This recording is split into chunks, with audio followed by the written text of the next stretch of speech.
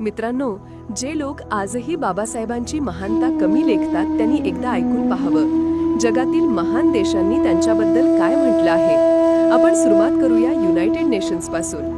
युएननी त्यांच्या संविधान कार्याला global symbol of equality and human rights, जगभरातील समानता आणि मानवी हक्कांचा सर्वात मोठा प्रतीक असा दर्जा दिला आहे. त्यांच्या शिक्षणाबद्दल बोलायचं झालं तर कोलंबिया युनिव्हर्सिटीने त्यांना one of the makers of modern world, आधुनिक जग घडवणाऱ्या महान व्यक्तींमध्ये एक म्हणून घोषित केलं आहे. लंडन स्कूल ऑफ इकॉनॉमिक्स, जगातील सर्वोच्च अर्थशास्त्र संस्था, त्यांच्या हॉल ऑफ फेममध्ये बाबासाहेबांचे नाव 20th सेंचुरीच्या महान अर्थतज्ज्ञांमध्ये ठेवते.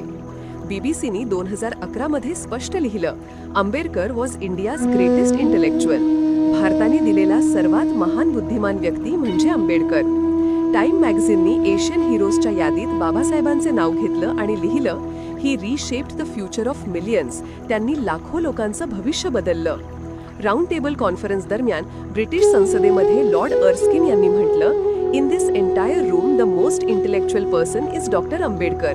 या संपूर्ण सभेतला सर्वात बुद्धिमान व्यक्ती म्हणजे doctor Ambedkar. American journal of economics त्यांना एशियाज फर्स्ट लेबर इकॉनॉमिस्ट म्हणतं, आशियातील पहिला लेबर इकॉनॉमिक्स तज्ज्ञ. युनेस्कोनी 2015ला त्यांना global architect of social justice